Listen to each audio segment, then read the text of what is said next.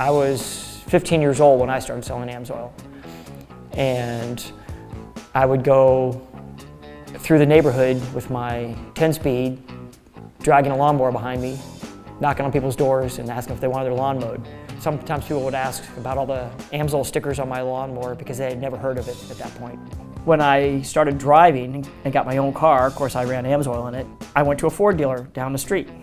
And I walked in, by that point I was 18, and I approached him about Amsoil synthetic oil. I was talking to the parts manager.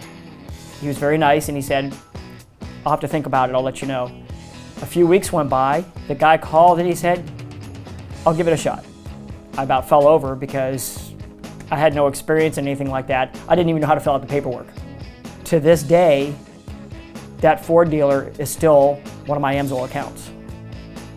And once you can get into a car dealership, you can get other car dealers because everybody knows everybody in that line of work, even if it's a different brand.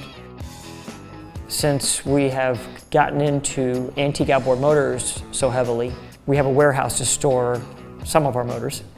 It happens to be at a marina, which has turned out to be a good thing because when my son and I go down to work on the motors and service them, people walking up and down the docks see the antique motors and they walk over and they, "Hey, what is that? Does it run?" And then they strike up a conversation asking about the motor, which is usually an opportunity to say, "Well, this is what it is, it's this old, and oh, this is what we run in it." I have about 4 yachts at the marina I'm at, and when they order oil, they order a lot of oil because they have very large diesel engines in them, and they'll buy drums of oil. Because we're into the Antique Outboard Motor Club, and we go to the meets every month, I actually set up a display at the meets where I have my antique outboard motors. And people will come up and they start talking about the engine and, "Hey, here's the oil I'm using in my outboards." And so when they see somebody who's running a motor and there's not a lot of smoke coming out of it, and you can pull parts off and show them how clean the engine is and there's no wear, it piques their interest.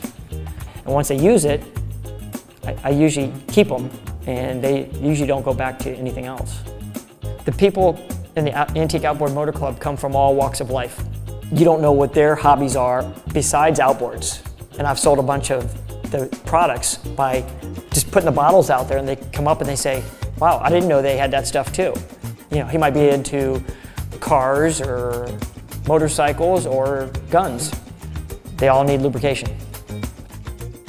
My wife has gotten in on the act from being around it all the time. She's become very knowledgeable on the oil. And so she'll speak to like people's wives when they come up. "Oh, has your husband tried this?" So my wife and I joke about it a little bit because she's not a salesman, but it's worked out pretty well. I was able to convince the parent organization for the Antique Outboard Motor Club that Amsoil is a good product. That being said, they said, "Okay, we'll help you out," and they put it on their main website because people in the antique outboard community tend to buy from other like-minded individuals. And there's somebody, they could be in Seattle and they're looking for oil for their antique outboard. And so when you go to their website, they'll scroll down and they see Amsoil right at the top of the list and they click on that link and it takes them to my personal Amsoil website. So that's been beneficial to me.